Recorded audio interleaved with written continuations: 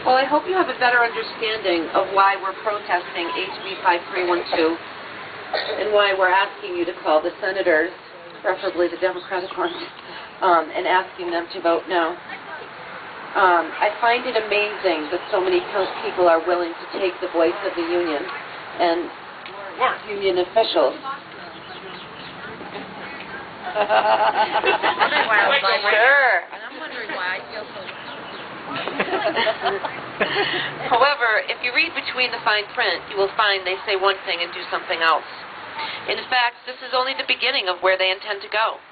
They don't show you their 5-year plan, but you can look around the country and see what their intentions are. This is a national movement in different stages around our country. In reality, today, in California, they are trying to unionize foster parents. Is that where Connecticut wants it to go? I don't think so. Because if you allow this kind of legislature to begin, it takes a little tweaking here and a little tweaking there, and in the future, what else will it be? Please help us send our words to the legislature and the politicians of Connecticut. During House debate on April 20th, Zeke Zaleski admitted publicly that neither group, child care providers or personal care attendants, asked to be unionized.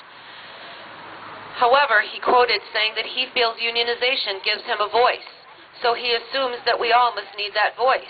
Unfortunately, he fails to mention to you that he is that voice. He's the union representative for the company he works for. So protecting that voice and encouraging others to obtain that voice also protects the benefits he receives for being that voice. We must remind these legislators who they represent and how they came to represent them. So as we said before, please call your senators and ask them to vote no for this bill. And then in November, at election time, you and I can vote out the people and the politicians like Mr. Zaleski, who represent special interest groups and do not represent us. Thank you for coming here today. We appreciate it. We have one woman here.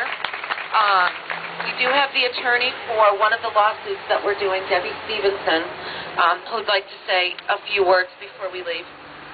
So, here's Debbie.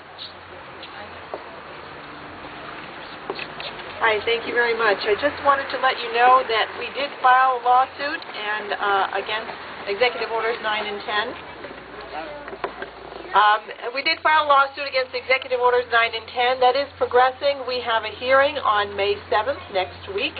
We will find out more about the scheduling of the actual trial date. We have a mandamus, a writ of mandamus and injunction. We are trying to prevent the executive orders from going into effect any more so than they already have, and we're asking for relief to have everything, executive orders and everything flowing from them, be declared null and void.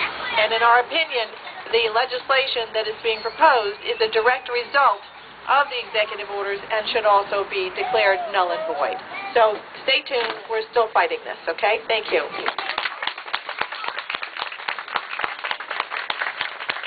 And we had one woman, Gail Whitwright, who came up to me before this started and asked to say a few words. So we're going to ask Gail to come up and say a few words before we wrap up this evening.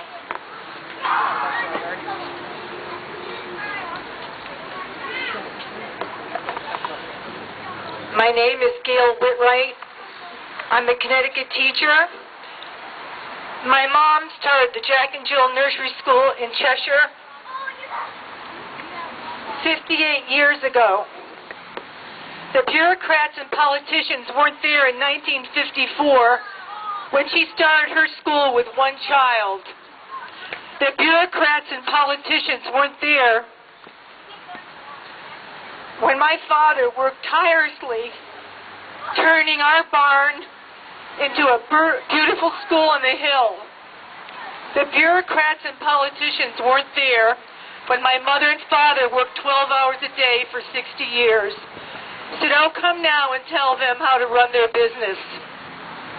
The fact that Connecticut is the wealthiest state in the country, in the history of the world, didn't happen overnight. It took 400 years. Connecticut was founded by and look up there, everybody, Congregationalists who thought not working was a sin and grew even wealthier by people who came here through Ellis Island, who came here with nothing, couldn't speak English, and were given nothing. It's called the free enterprise system. Believe me, this is not just some legislation. It is stealth socialism. We are losing our rights every day. And for those who think socialism and communism is wonderful, talk to someone from Czechoslovakia, Cuba, or Hungary, and tell those people to do their homework. Thank you.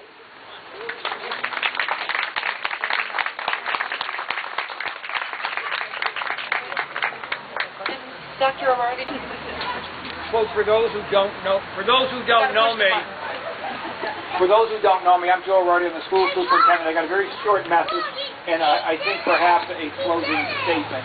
My message is that I work closely with our home daycare providers, and I can absolutely assure you that every local school board is building their preschool and readiness program on mom, dad, preschool directors, and the back of home daycare providers. I'm very respectful of their work. With this bill, the essential question, when we reduce our organization of 7,000 youngsters and 1,200 employees, we ask one question, and only one question. It's how we make our decisions. It's the question I'd like to leave you with, and perhaps those who authored this bill. Could someone please explain how this is best for children? And if that's a positive explanation, I've yet to hear that. And that's the challenge. I would love to know how this bill is best for children. I think the women that I stand with who represent our home daycare providers in this town are deserving of that answer well in advance of this evening and certainly tomorrow. Thank you. Thank you for coming, everybody. We appreciate your support. Hi, hello. I'm just here in support of the support here, everyone here today, and it's something that's personal to me because we've had 3 kids that have gone through daycare. In fact, when we've had our first child in daycare, it was an in-home daycare, and she had 5 kids there. And I can only imagine if she had to go through the same process now. For me, whether it be the intrusion on the local, state, or federal level, it's always about government control and coming out directly to their homes and telling them if they have an in-home daycare, they're going to have to abide by these state laws and unionization. So we're glad here to support this rally and be here tonight. And one of the reasons I'm running for U.S. Congress is because I think that government does need to have its limits, and then reaching into our own homes is just another example of